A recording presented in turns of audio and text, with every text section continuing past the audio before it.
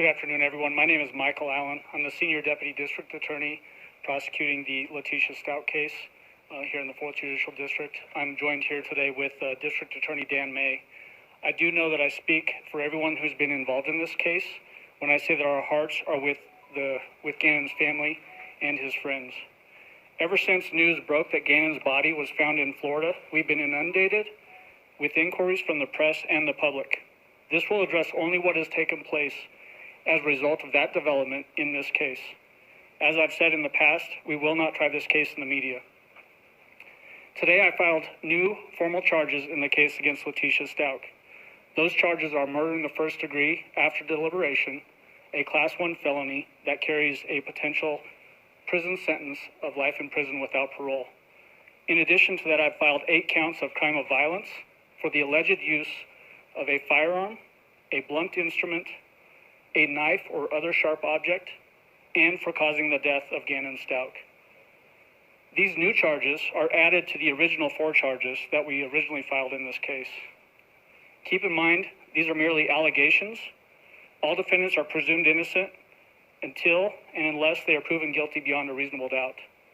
I will not compromise the integrity of this investigation, so I will not discuss the circumstances surrounding Gannon's death, nor any details regarding the discovery of his body. And please understand, this development does not mean the investigation comes to an end. This still remains a very active investigation, so if anyone has any credible tips, please contact the El Paso County Sheriff's Office tip line at 719-520-6666 or email those tips to tips@elpasoco.com. I do want to thank everyone involved with the investigation, including the El Paso County Sheriff's Office, the FBI, and our partners, our new partners in Santa Rosa County, Florida, to include the Santa Rosa County Sheriff's Office and the District 1 medical examiner in that jurisdiction. We do still have a pending court date for Letitia Stauch's next appearance in court, which is April 14th, 2020 at 3 p.m.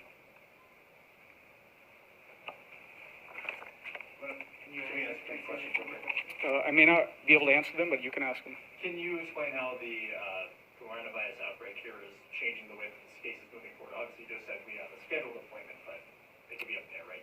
Yeah, the chief judge in this district has issued some orders that impact really cases where defendants are out of custody. Any in-custody defendants, like Letitia Stauch, those cases are still being heard as scheduled, at least according to the last release that we've received. In the past, we'd asked you about trying to move forward without a body. This changes things, right? It absolutely changes things, yes. You might not be able to answer this, but can you tell us how long Gannon had been passed away for when he was found? I'm not going to get into those details. Can you say anything about how actually finding him or finding his remains now helps the investigation? Well, anytime you have a homicide case, the body has a lot of evidence associated with it, and I'm speaking in only a general sense. I'm not going to talk about the specifics in this case, obviously. Have detectives already been looking in Florida when Gannon's body was found? I'm not going to get into those details. How's the family doing currently? We met with the family earlier today, and obviously they're distraught with this information. They were still holding out hope that Gannon would come home alive despite the original charges that we filed in this case, and they're struggling, and they rightfully would be, considering the circumstances of this case.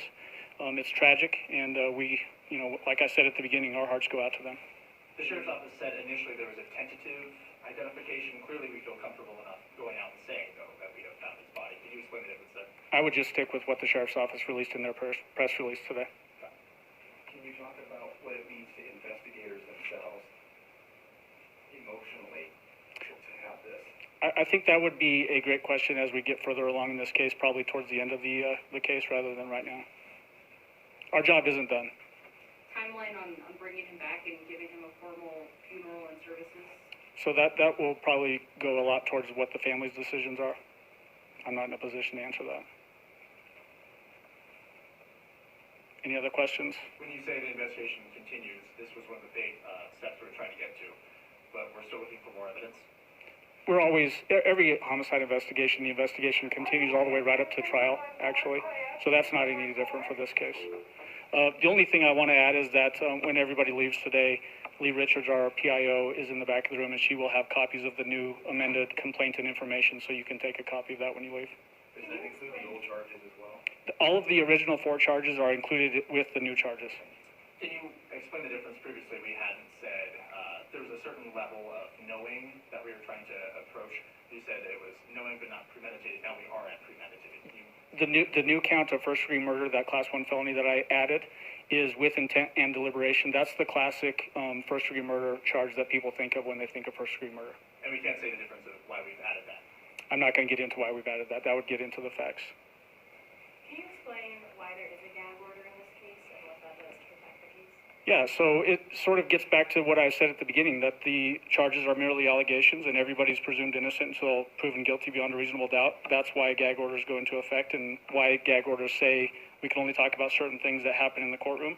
When we file formal charges, like we did in this case, and when we file amended charges like we did today, those are public records, and so we can talk about those and not get into the actual facts that support those charges. Speaking of public records, have you been in contact with the judge at all in terms of releasing the arrest affidavit or probable cause affidavit in terms of? Not since the last court date. How much more important is it to you to prosecute Letitia Stauch to the fullest extent? I'm not going to get into that. Every single homicide case that I've ever prosecuted, I take it very seriously. Can you go into detail about any of the new charges and what those are?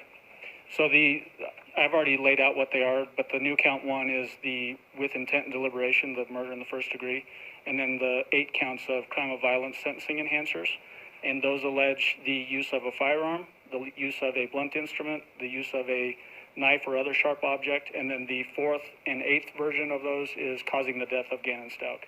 Do you believe that Gannon was killed here in Colorado? We have jurisdictional requirements, so we couldn't charge it if we didn't think that it occurred here in our jurisdiction. Do you think anyone else is involved? I'm not going to get into that right now. Thanks for coming, guys. Thank you, everyone. Thank you.